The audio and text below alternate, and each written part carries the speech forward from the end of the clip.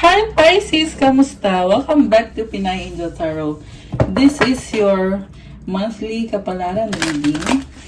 End of August and early September. Ayan. Kamusta kayo guys? Pasensya na medyo na late yung reading nyo this time. But don't worry, eto na. Kuha muna tayo ng mga oracle messages. Tingnan natin ang energies connected sa'yo ngayon. Comment present para alam kung nanonood kayo. And also, tingnan natin from the tarot. Aalamin natin kung ano ba ang nararamdaman ng person mo o yung taong iniisip mo. Pwede kayong mag-comment kung gusto nyo na masasagap natin yung energies nyo dito sa reading natin. Okay. So, ready ko lang yung mga cards nyo, guys.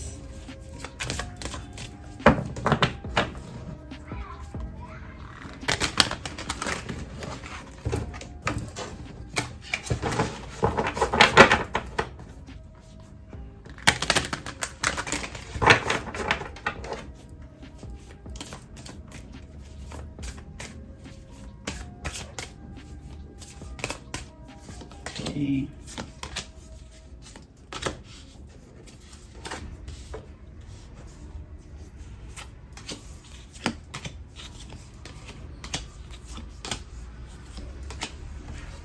Okay, so unahin natin itong mga oracle messages.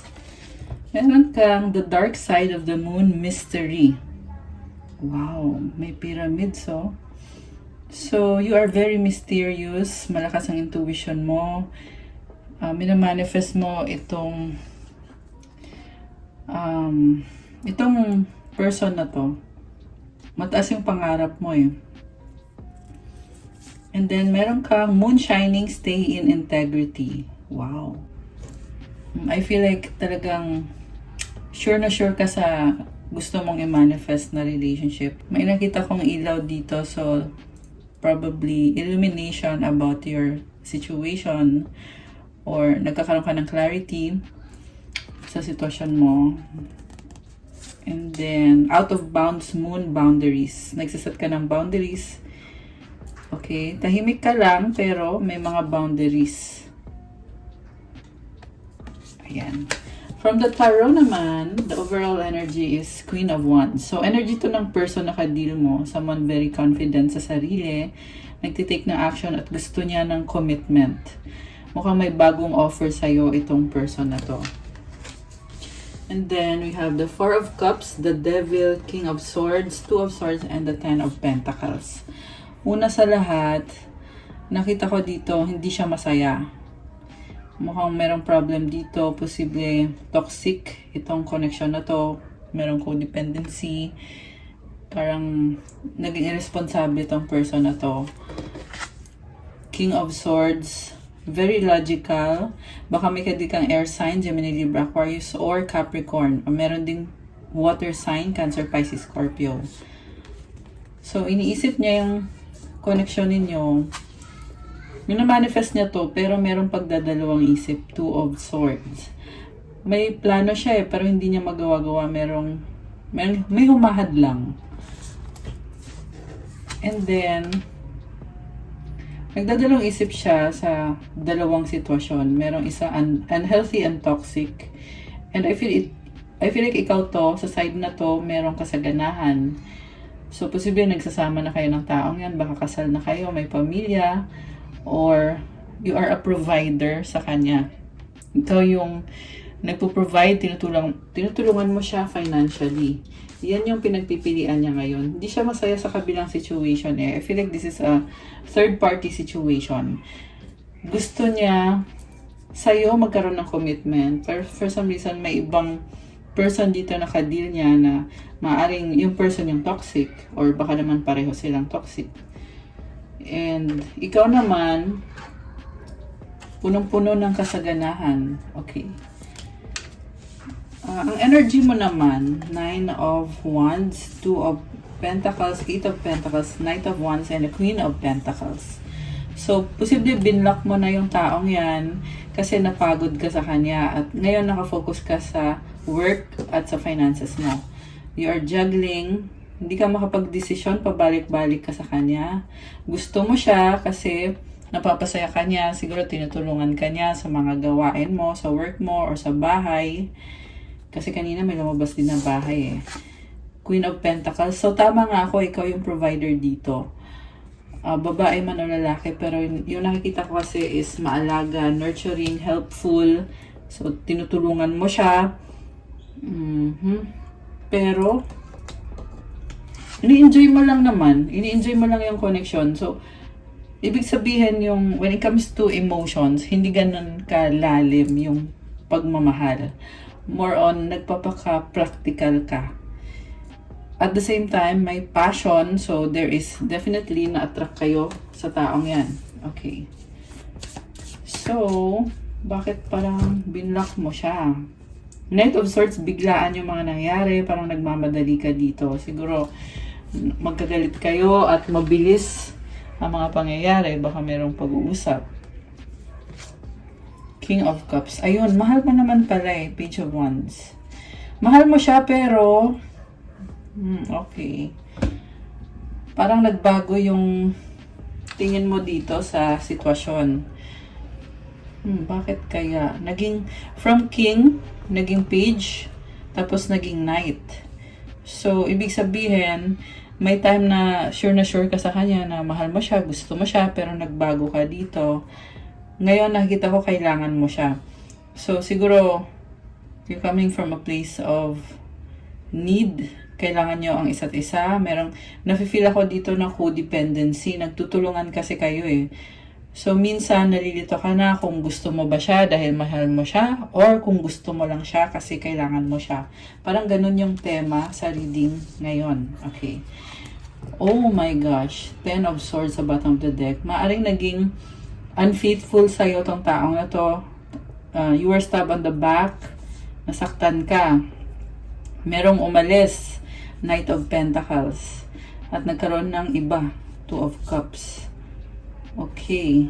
So, nahihirapan ka sa sitwasyon kasi may mga hindi siya sinasabi or marami siyang hindi sinasabi sa'yo. May nakita kong energy na immature. Baka immature yung taong kadil mo. Parang ang nafi ko dito, okay lang pagkaharap pero pag hindi na kayo magkasama, nag-iiba siya. The Lovers, this is about making a choice or a decision, choosing kung sino ba talagang mahal mo. So, okay. Hindi kaya ikaw yung may third party. Tingnan natin. Sino to? Sino tong The Lovers? Queen of Swords. Oh. Merong merong other person eh. Pero teka, tingnan natin. Oh my gosh. Merong naiwan.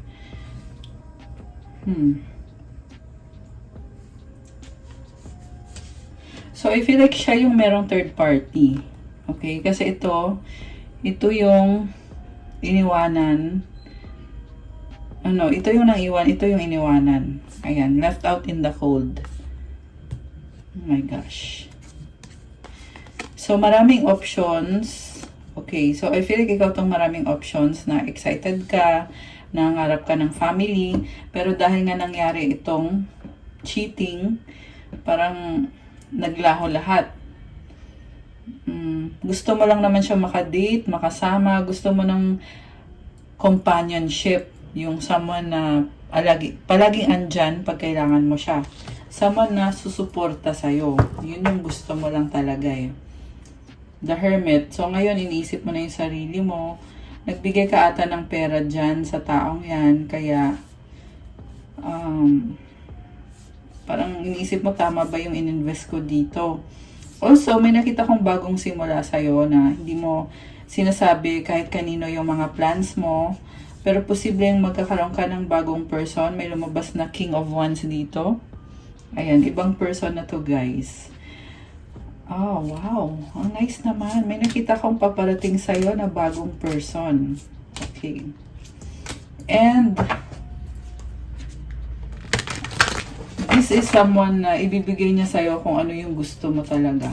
Attracted siya sa'yo. Fire sign, Aries, Sagittarius. Although kahit naman anong sign pwede. Okay. Parang ang bilis ng pangyayari. Nag-move on ka kagad.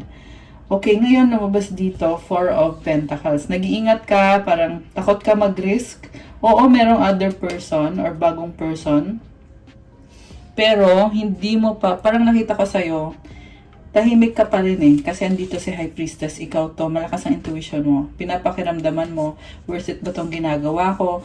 Kasi, very risky. Pero, ito ngayon lumalabas, ayaw mo mag-risk. Dito, sinasabi naman ng puso mo na, sige na, go na, kaya mo yan. Ayan, so, pabago-bago ka. Gusto mo, pero takot ka. Takot ka masaktan. Although, sobrang exciting nito guys, kasi may naa-attract ka talaga ngayon, Pisces. And this time, pinag-aaralan mo na ng mabuti kung makatulong ba yan sa'yo. Kasi naranasan mo na yung iniwanan ka sa lamig.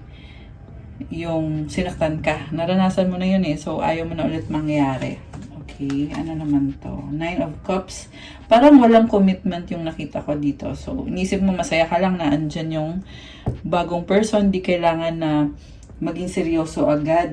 Okay. So, marami kang options dito, Pisces. The Star and the Hangman. Mukhang ito, very independent ka, nakafocus ka sa finances mo kasi nagkakaroon ka ng enlightenment about sa situation mo at merong nagbago sa'yo. Andito yung Death card.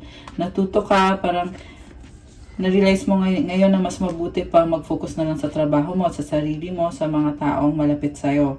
Two of Wands, naghihintay ka pa rin ng tamang person kasi napakadaming posibilidad, daming opportunities. Yung iba sa inyo ay gusto mag-travel.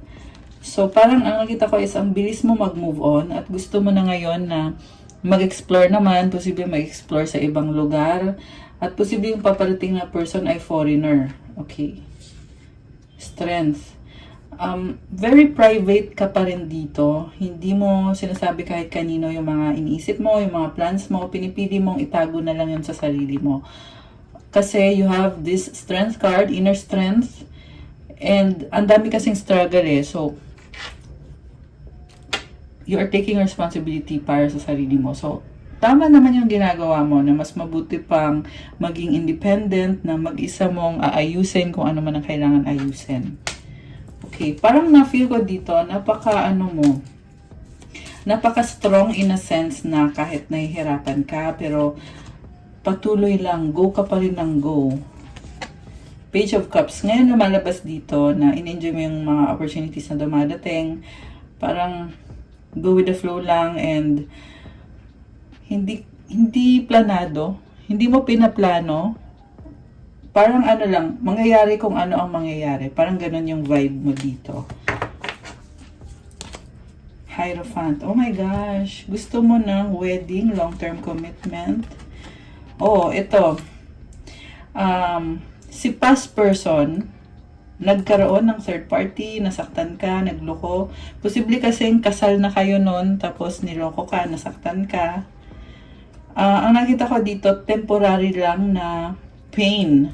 Mukhang ikaw pa rin yung mahal ng taong to. Sa'yo pa rin babalik. Mukhang soulmate mo to eh, or twin flame mo siya. Ito, may panghihinayang, iniyakan mo to. Ace of Swords, ikaw na din nagdesisyon na tama na, tigil na natin to. Oh my gosh.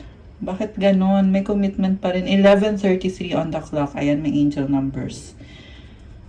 Oh my gosh. So, ang nangyari kasi dito, nilet go mo na siya, pero meron pa rin talagang opportunity eh.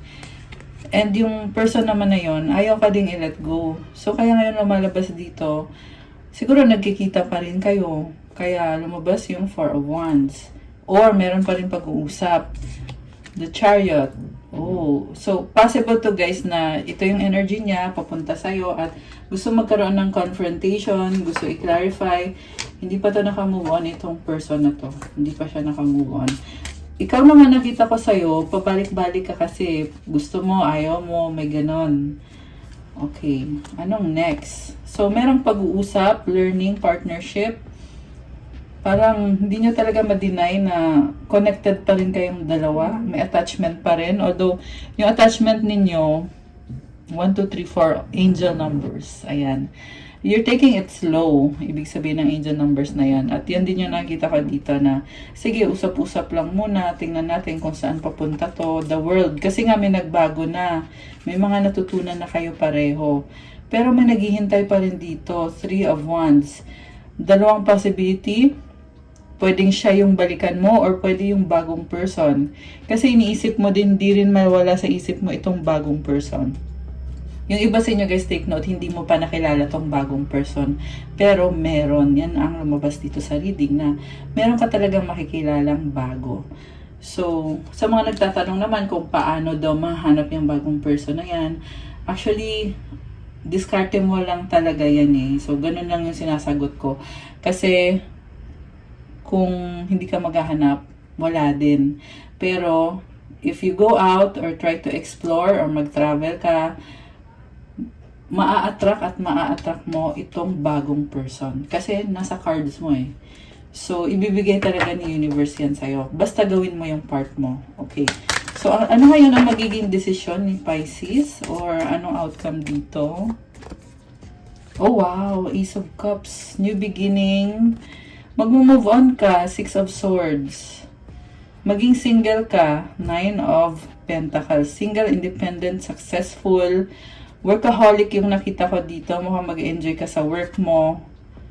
Oh my gosh. Meron pa rin energy na stuck ka pa rin sa ex. Kasi may bahay. Ayan, mukhang meron bahay guys na involved. Maaari na ipundar nyo yung bahay na yan na magkasama kayo. Or nagsama kayo dyan sa bahay na yan ng matagal. The Empress. Oh my gosh. So, meron pa rin talagang attraction, merong love, pero magulo, nag-aaway-away. Or maraming taong na-involve. 5 of Wands. Oh my gosh, Emperor, guys! Si Empress at si Emperor ay mag-partner yan.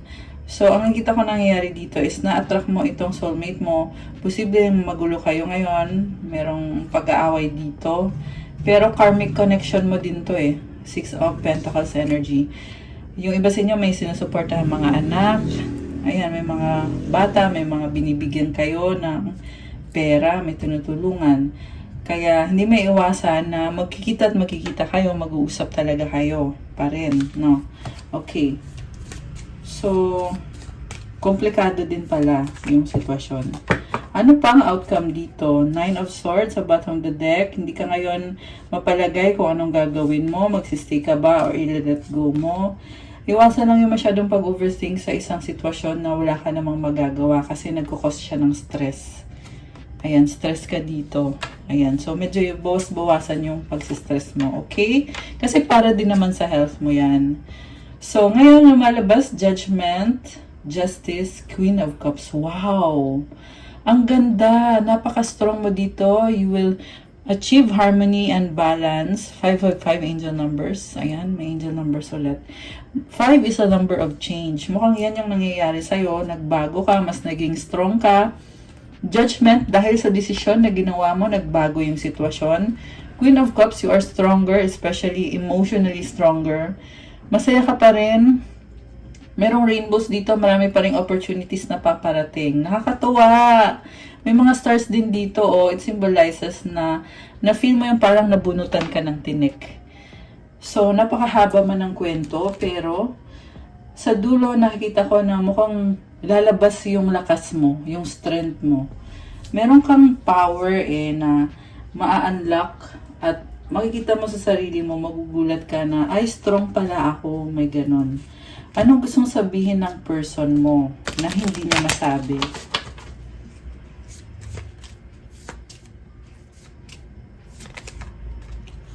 I've been fighting a battle I can't win.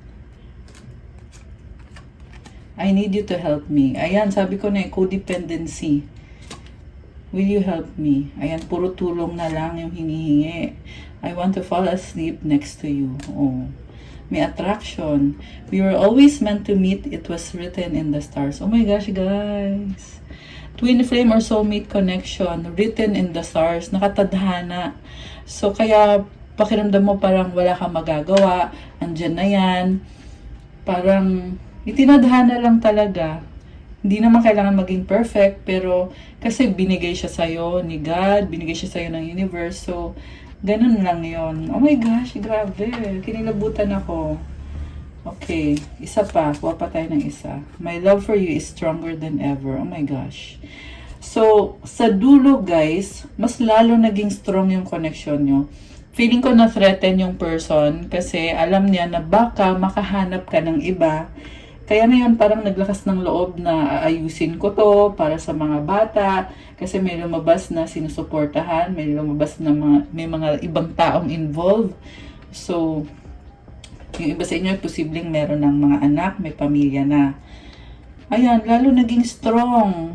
So, ibig sabihin, pagsubok yan, guys. Pagsubok, at sa dulo, kayo pa rin, ayusin nyo pa rin. I can't, not right now. Oh my gosh. So, meron pa rin ako na-feel na merong blockage pa rin dito. Time will tell. May delay. Ayan. So, siguro kailangan habaan yung pasensya. Now is not the time. Ayan. So, very clear na hindi pa daw tamang panahon. Okay. Ito, tanggalin na din natin. Pero yung attraction, andyan talaga. I want you. You light up my world. Oh my gosh!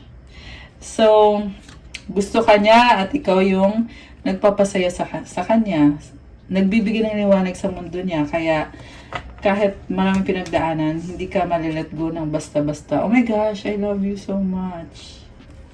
Okay, ito sumisilip din, no? Our paths will always reunite. Sabi ko na magkakabalikan lang din talaga sa dulo. Tingnan natin ang advice para sa'yo. Advice para sa mga Pisces na viewers natin. Okay. Work. Uy, work. Isa pa, gusto ko ng pang-love din na advice. Hindi puro work. Pero maganda yan. Merong work na card. Being enough. Okay. I'm now available to receive all who can benefit from my work. Use me to relieve suffering on the planet. May all who need me find me. The divine is my complete source for all prosperity and will provide. Napaka-selfless mo. Talagang gusto mong tumulong sa mga tao sa paligid mo. Kaya binibless ka rin. Merong prosperity. At hindi ka mauubusan ng blessings. Dahil din yan sa service na ginagawa mo. At sa pagmamahal na sinishare mo sa mga tao sa paligid mo. The innermost heart says you are enough, nowhere to go, nothing to get, nothing to change. No need to grow more deserving. You, yes, you are love. Oh my gosh, ang ganda nito, being enough. Ibig sabihin, sapat ka na. Meron ako na feel dito na iba sa inyo nag-iisip na ano bang kailangan kong baguhin sa sarili ko, ano bang kulang sa akin. Pero sinasabi dito, wala, okay ka na. Hindi mo na kailangan mag-alala kasi you are the best version of yourself. So, it's a reminder para sa'yo to love yourself kasi deserving ka. At nasa sa'yo daw mismo yung love. My gosh, I love it. Okay guys, that's all for your monthly reading, mga Pisces. Thank you so much for watching. I-like nyo na tong video na to. Comment kung nag-resonate ba o kung nagustuhan nyo ba. Kung hindi nag-resonate, okay lang. Comment nyo pa rin guys. And kung kailangan nyo ng gabay, kung nag-resonate at kailangan nyo ng more information, you can book a private reading. May bayad po yun kasi ikaw mismo yung i-reading ko. Message lang kayo sa Viber or sa WhatsApp para mas mabilis. Nasa description box po yung contact details. If you want to start your crystals journey, may mga crystal bracelets na meron po yung special prayers and mantra to enhance the energy of the crystal. Specifically para sa'yo at iba-iba ng benefits. Meron tayong crystal na pampa-attract ng love, merong pampa-attract ng money, for motivation sa career mo, sa work mo, for self-confidence, negotiation for wisdom, for wealth, prosperity, and abundance, mental clarity, protection, healing, at marami pang iba guys. So, tingnan nyo na lang dun sa Instagram ko. Thank you, Pisces! Have a good day. God bless you. Stay safe. I'll see you again soon. Love you guys! Bye!